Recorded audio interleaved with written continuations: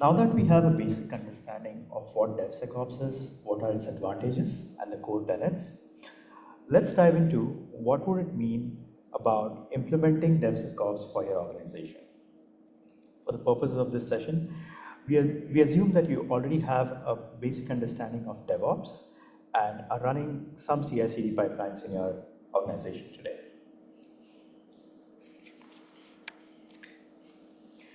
So how exactly do you integrate security within your CI/CD pipeline? To do this, there are two core aspects of DevSecOps. The first one being security of the pipeline. This aspect focuses on building a protection or infrastructure security for your CI/CD pipeline and the environment within which it runs. Next on the list is security in the pipeline. This component focuses on integrating various security checks as a part of your application release lifecycle. Let's look at them in a bit more detail. The first one, security of the pipeline.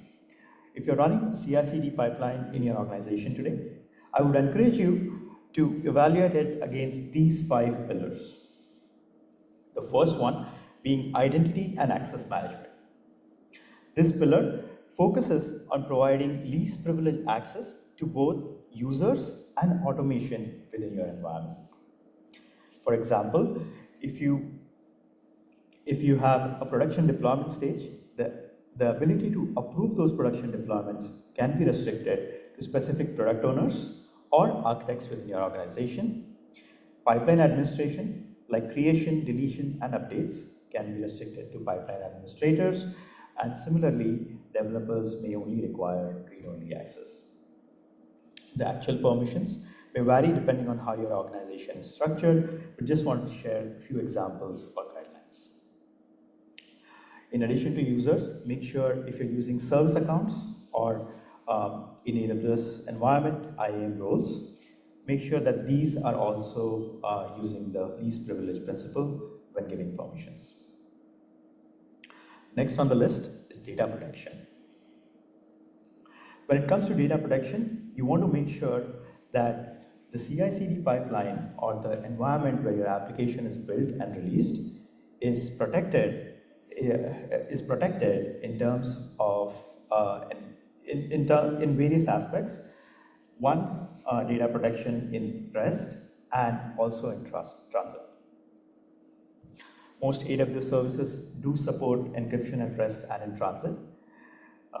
In addition, you may also want to verify the integrity of any third-party packages that you're downloading from outside the environment, as these packages could contain vulnerabilities that may impact your application. Third one is governance and auditing.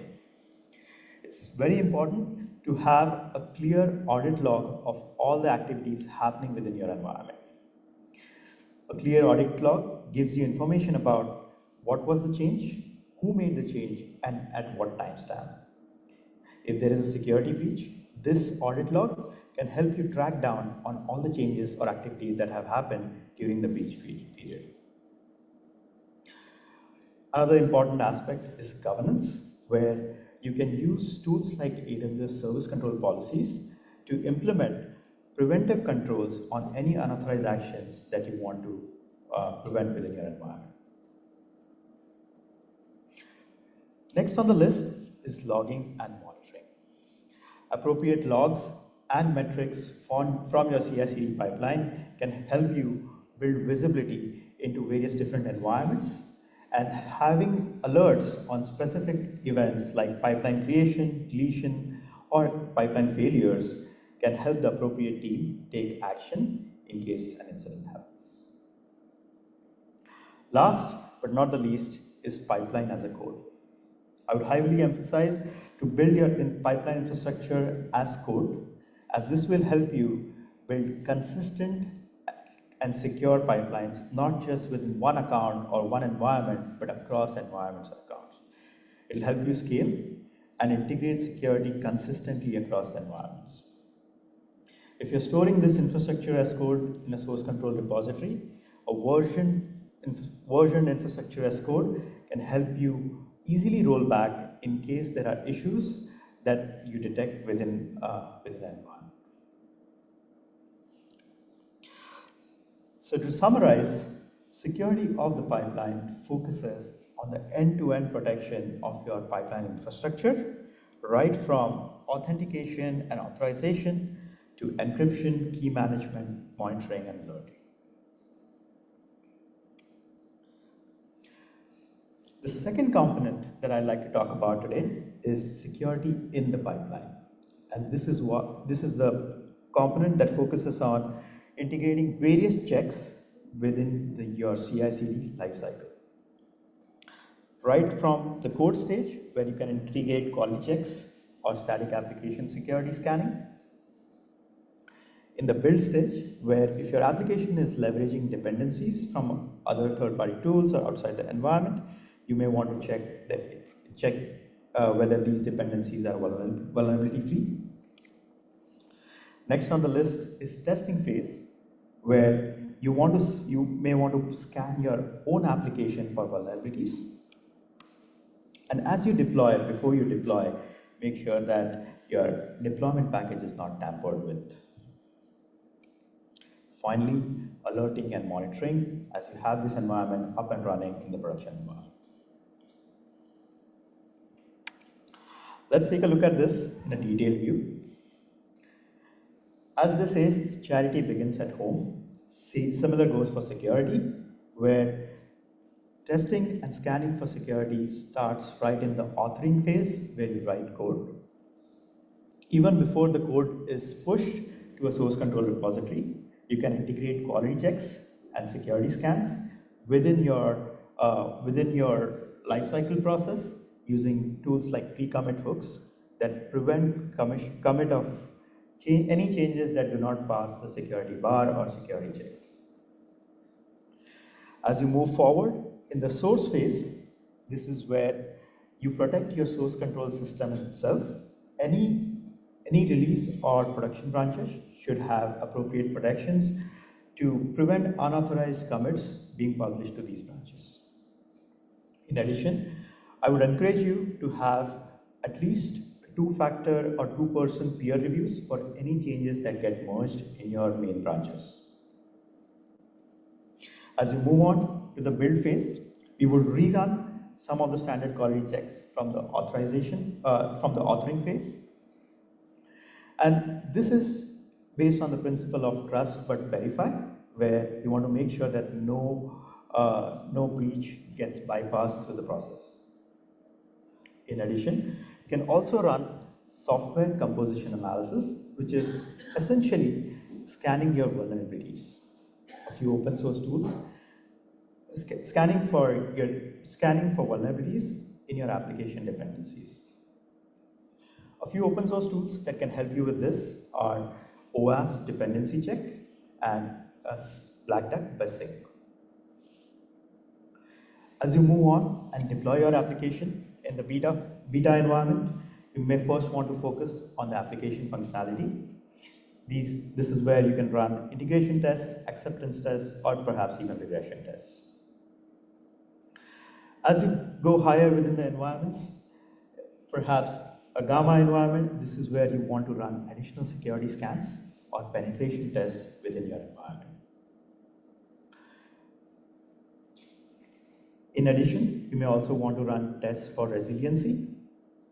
If you're using AWS, tools like Fault Injection Simulator can help you simulate component failures within your environment and help you verify if your application is able to stay online for those component failures. As you move to production, you can integrate tests like synthetic tests that look at simulating user traffic and detecting issues even before a real user faces that problem.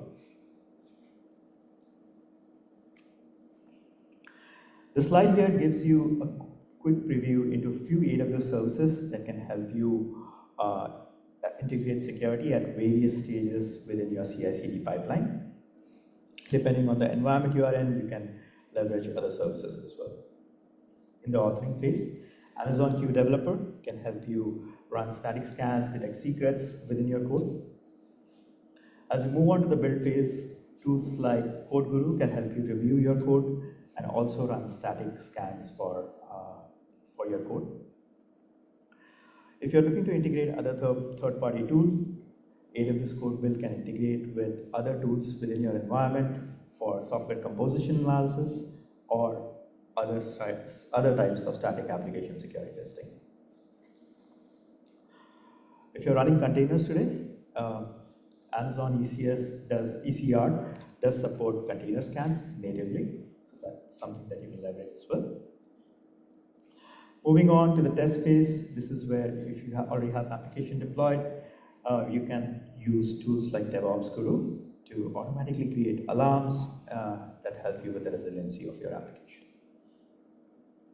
Similarly, you can continue to use Amazon Code Build to integrate it with other key management service, encryption, and other dynamic application security testing services within your organization. Lastly, as you move on to the deploy and monitoring stage, Amazon CloudWatch is your friend there.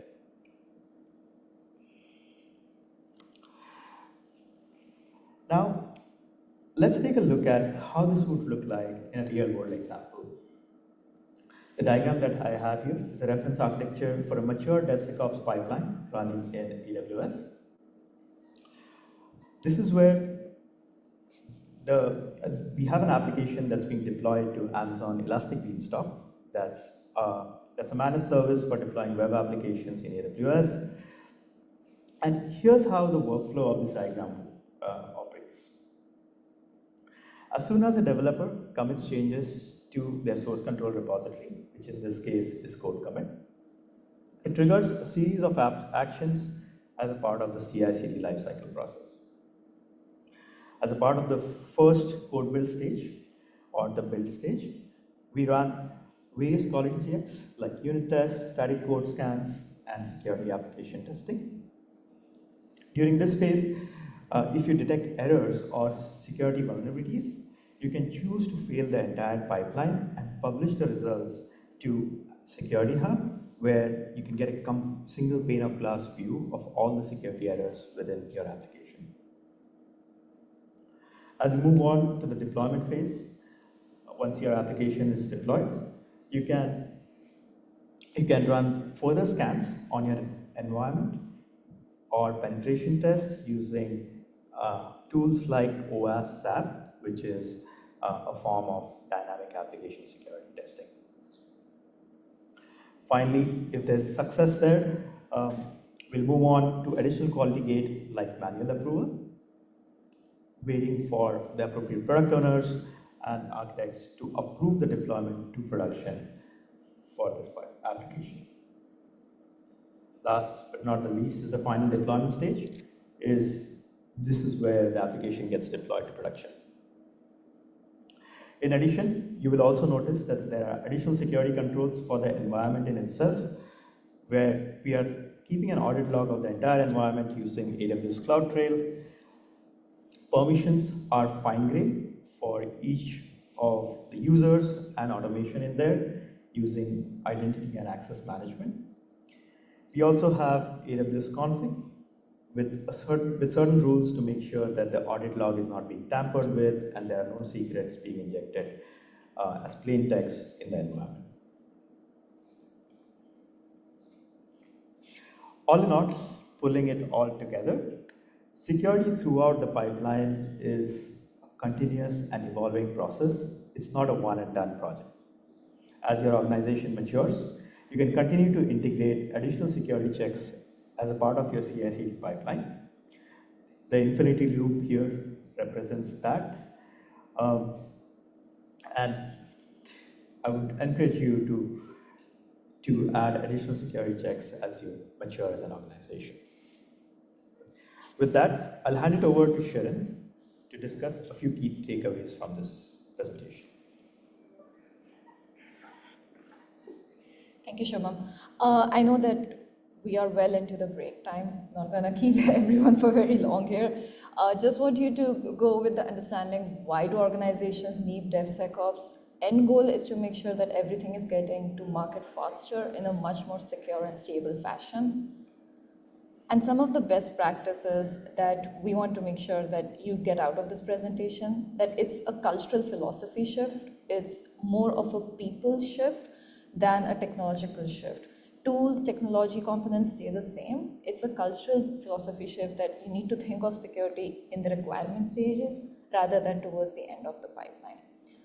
So with that, we are going to end our presentation. Give you some time to grab coffee, tea, whatever you'd like. And if there's any question or any points you'd like to discuss, Shubham and I are here as well. Thank you so much. Any questions that people are eager to get? I think we don't need to vote people, but I just wanted to ask, so you would go back to the diagram before the whole co-aspect. So when you do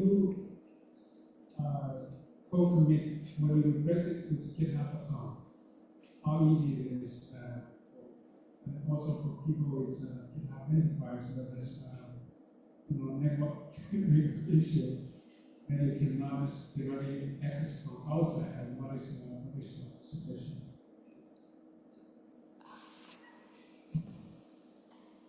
So just so that I understand the question right, your question is, if people are using GitHub, can I still integrate that with this process, correct? Yes, okay. Yes, to answer your question, yes, you can still integrate that within this process. AWS Code Services do support native integration with GitHub and other source control providers as well. So you should be able to integrate that and continue with a similar process there. So I don't know if you have worked with companies who has their own GitHub enterprise in-house. Yes. That has a network firewall that blocks people actually from AWS to come into their GitHub. Mm-hmm. Is there a way to work around like this? Is there a way to basically still use the GitHub enterprise with network firewall that has an IP restriction? Yeah. GitHub Enterprise can be integrated with it, but one of the ways perhaps you can look at is push-based access, where the enterprise server itself, whenever there is a code change, they can publish that event to AWS Code Services, and that can trigger the action. Thank you.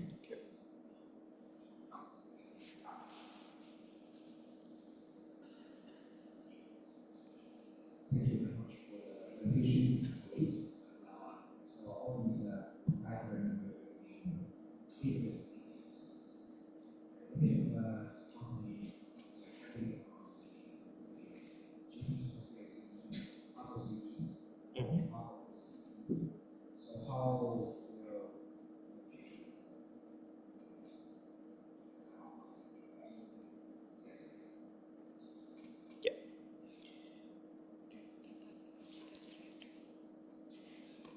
So, just so that I understand the question right, the question is, can we do the same using Jenkins or other CI/CD processes? using Jenkins, is pure AWS. Sorry, I'm not able to hear you right. Well, lots of Instead of AWS services, if they can use and using AWS and instead they upscale to AWS services. So how can we leverage existing knowledge to just using Jenkins for CI and AWS CD and then to replace the future? How can this future if you Jenkins open source or certified? Yeah. So this is just an example on if you're running a CI/CD pipeline in AWS. But if you're using other providers like Jenkins for building your CI/CD pipelines, You can still integrate those open source tools as a part of your jobs, where you install those on your agents and run the right set of scans, perhaps scans as a part of the build process itself, build or deployment process itself. So these are open source tools that you can download, you can integrate them as a part of your application and run the scans. Mhm.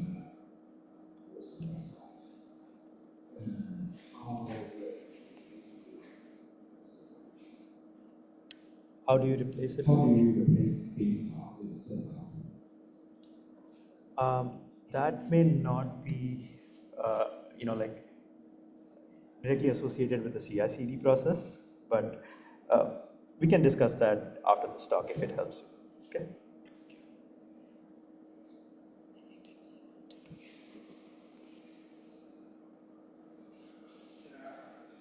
No more questions. Thank you, Shirin and Shubham. Wonderful presentation. Let's wrap this.